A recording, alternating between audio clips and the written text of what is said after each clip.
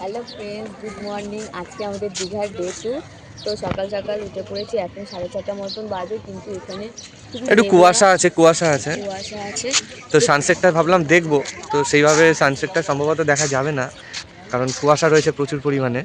চলো ব্রিজের সামনে যাওয়া যাক, গিয়ে দেখাই। হ্যাঁ, চলো যদি তাহলে। দেখতে পাই তো আমরাও দেখবো, তোমাদেরও দেখাবো।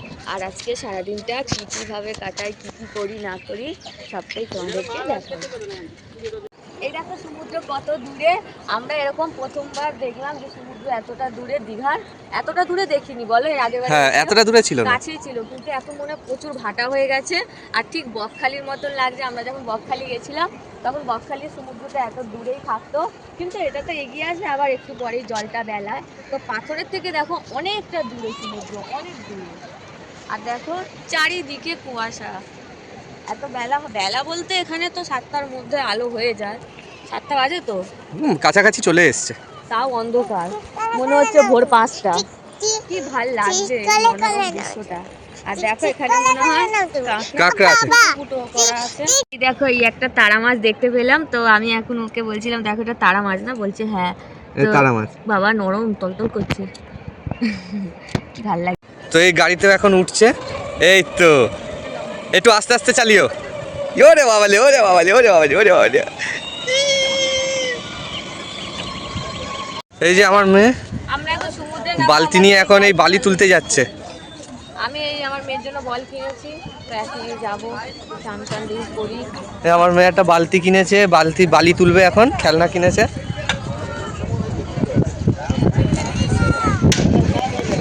ও, জল অনেক এগিয়ে চলে এসছে।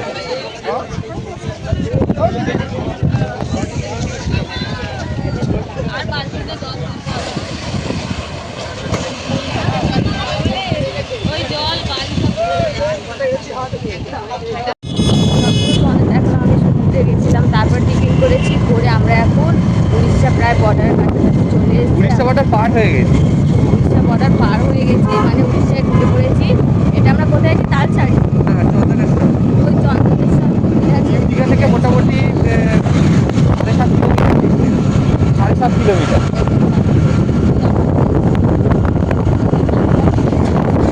চলো যাওয়া যাক। দেখো, আমরা দীঘার এই চন্দ্রেশ্বর মন্দিরটা এলাম, খুবই জাগ্রত এই মন্দিরটা। তো আমরা এখানে একটু, এটা তালসারি বিচ, আর এখানে মাছের আড়ত। এখানে পুরো লাইন দিয়ে মাছ আছে।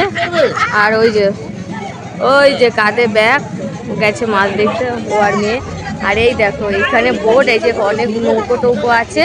তো এটাই করে মানে ঘুরতে নিয়ে যায় ওরা সমুদ্রের ধারের ওই দিকটা, সমুদ্রের দিক। তো এই যে সমুদ্র, দেখো কি ভাল লাগছে। আর ওই যে গাছটা আছে ওখানে মনে হয় কোনো একটা দ্বীপ আছে, ভালো লাগছে দেখো তোমরা। তো আমরা এসছি এখন। তো দেখি বোটে যাব না, কারণ আমার খুব ভয় লাগে, আর মেয়েকে নিয়ে তো একদমই যাব না, কারণ জলের ব্যাপার তো। আর আমরা এমনি কেউ সাঁতার ফাতার জানিও না, জানি কোনো রিস্ক নেই তবুও। তো চলো, ওই যে ডাকছে ওইদিকে, আমার মনে হয় মাছ দেখেছে।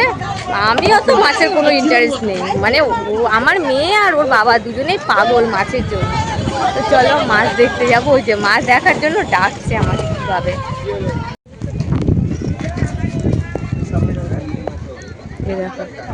এই যে জালে মাছ, ভাল লাগছে দেখতে। ওটা নেবে? এই না, পেছনে চুল হয়, পেছনে বেলুন দিয়ে তো চুল, আর আমি বাঁধলে হয়, ওগুলো বাচ্চা। এই দেখো, এটা তালসারি সি বিচ। এই যে তালসারি, এই যে এগুলোকে তালসারি বলে। গাছ জানি না কি গাছ, কিন্তু ওই যে তালসারি, ওই যে সারি সারি গাছ। না না, এগুলো শাল গাছ। আর এগুলো শাল গাছ। তো যাই হোক, তো দেখো কি সুন্দর লাগছে। আর দেখো মাঝখানে কেরম বালি চূড়া হয়ে গেছে। অসাম লাগছে, অসাম। আবার আমরা সমুদ্রে চলে এসেছি, দীঘা সি বিচে। তো এই যে বল, আর এই যে আমার মেয়ে বালতি ফালতি নিয়ে রেডি, বালি যাবে। লাগেনি লাগেনি।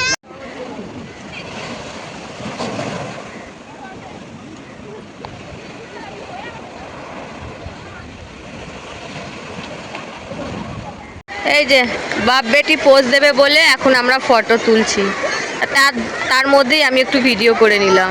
তারপর দুপুরবেলায় খেয়ে নিয়েছিলাম, তখন আর ভিডিও করতে পারিনি।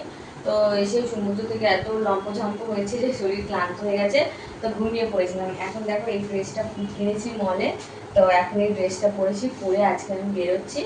আমি আমার মেয়েকে দেখাও, মেয়েও রেডি হয়ে গেছে। মেয়ে এখন একটু ঝিমিয়ে আছে, কারণ সমুদ্র জলে চান করেছে তো গাটা ছেড়ে দিচ্ছে ওই জন্যে। তো চলো এখন একটু বেরোই, আর এই দীঘার এইখানে ওল্ড দীঘা যাবো। ওল্ড দীঘা, তো চলো কোথায় যাই না যাই সবটাই তোমাদেরকে দেখাবো। তো দেখো আমরা নিউ দীঘা থেকে ওল্ড দীঘা এলাম। আমরা যেহেতু স্কুটি নিয়ে গেছিলাম, তার জন্য আমরা স্কুটি করে নিউ দীঘায় হোটেল থেকে ওল্ড দীঘায় এসেছি। তো ওল্ড দীঘায় এসে ঘুরলাম, বেশ ভালো লেগেছে। লাইটিং আছে চারিদিকে, আর দোকানপাটগুলো সুন্দরভাবে গোছানো আছে। কিন্তু নিউ দীঘাতে এমন নেই, আর এত দোকানও নেই, তাই আমার নিউ দীঘাটা খুব একটা ভালো লাগেনি। এবার থেকে আমি ভেবেছি ওল্ড দীঘায় এলেই এখানেই আসবো। আমার এই জায়গাটা সত্যি খুব ভালো লেগেছে। তো আমার বড় বলছিল ওল্ড দীঘাটা সত্যি খুব ভালো, কিন্তু নিউ দীঘাটা নামেই চলে, আর ওই জায়গাটা খুবই অন্ধকার, এত আলো বা এত দোকানও নেই। আর ওল্ড দীঘাতেও প্রচণ্ড আলো, খুবই নানান ধরনের খাবারের দোকানও আছে। তো তারপর আমরা একটা কাঁকড়া নিয়েছিলাম, আর কাঁকড়াটা খেতে সত্যি খুব ভালো ছিল। আর এই দীঘায় দেখো, এটা আমি ভিডিও করলাম দীঘা লেখাটা, কারণ এটা তো এখন চারিদিকেই হয়ে গেছে। এটা না করলে বলো তাহলে দীঘায় কেন এলাম। তো চারিদিকে লাইটিং, লোকজনও ছিল, কিন্তু নিউ দীঘাতে বেশি লোক ছিল। ওল্ড দীঘা আমার মনে হলো কম আছে লোক। তো তারপর একটা কাঁকড়া নিয়ে খুব ভালো লাগছিলো খেতে, এটা ফ্রাই করা ছিল। আর আমাদের দীঘার ব্লগটা এখানেই শেষ করলাম। আমরা দুদিন ঘুরেছি, রোববার গেছিলাম, রোববার সোমবার আর মঙ্গলবার আমরা ভোরবেলা রিটার্ন হয়ে গেছি। তো আমরা দীঘার ভিডিও এখানে